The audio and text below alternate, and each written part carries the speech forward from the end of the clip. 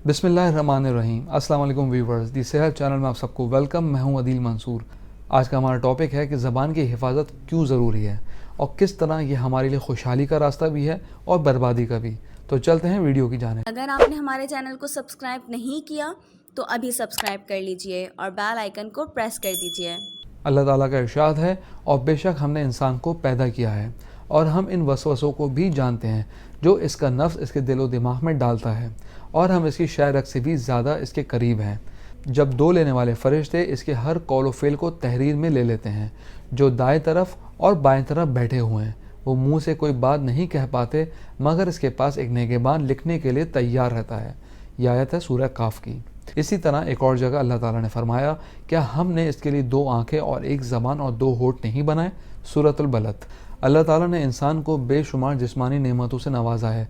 हमारी आंखें, हमारे कान, हमारी नाक, हमारे हाथ, हमारी टांगे, ये सब नेमतें हैं। इनमें से एक नेमत ज़बान की भी है। ज़बान आपके दिल और जहन की तर्जुमान है। जैसे इंसान की सोच होगी वैसे ही उसकी ज़बान होगी।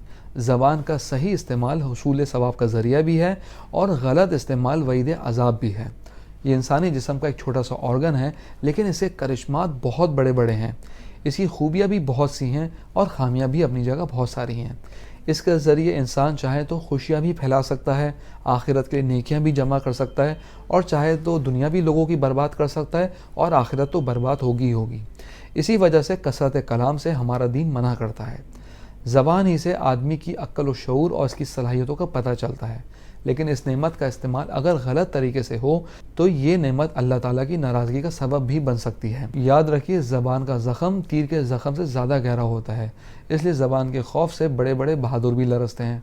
एक अरबी शायर कहते हैं कि तीर का ज़ख़म भर जाते हैं लेकिन ज़बान का ज़ख़म कभी नहीं भरता। व्यूवर्स, वीडियो में आगे बढ़ने से पहले मैं आपको बताता चलूँ, अगर आप नॉलेज मैगज़ीन के मेंबर बनना चाहते हैं तो स्क्रीन पर दिए गए व्हाट्सएप नंबर पर अपना नाम और शहर का नाम लिख के व्हाट्सएप कीजिए और हर महीने नॉलेज मैगज़ीन अपने मोबाइल पे पढ़िए।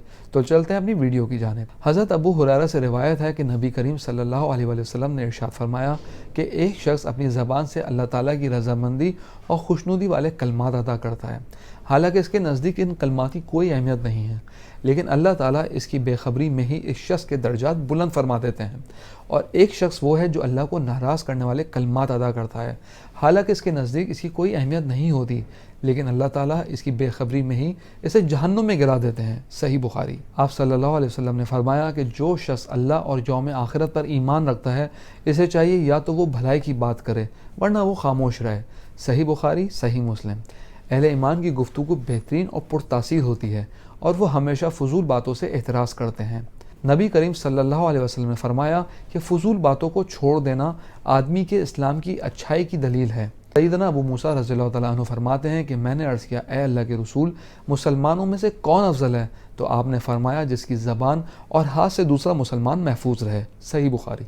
जब हम अपने इर्द गिर्द नज़र डालते हैं तो हमें बहुत हैरानगी होती है कि मुसलमान माशरे में वो तमाम बातें आजकल आम हो चुकी हैं जिसको आप सल्लल्लाहु अलैहि वसल्लम ने मना फरमाया। अगर हम आजकल की गैदरिंग्स देखें, इज्तिमात देखें, गली मोहल्ले देखें, दोस्तों की बैठक देखें, बाज़ार में लोगों को देखें और बिलखुसूस ख़वातीन को देखें, चाहे अपर क्लास हो, मिडिल क्लास हो या लोअर क्लास हो, हर आदमी अपना हिस्सा पूरा डाल रहा है, जैसे कि ग़ीबत, झूठ, चुगली, फजूल गोई और इसके अलावा गालम गलूज, ये भी हमारे माशरे में बहुत पाई जाती है। इवन हमारी यंग जनरेशन में इस बात की भी नेग्लिजेंस है कि हमारे बड़े ये नहीं सिखा रहे कि किन बातों से गुरेज करना चाहिए जो जहन्नुम का रास्ता भी है, और दुनिया में तो तकलीफ़ें ही मौजूद हैं इसमें।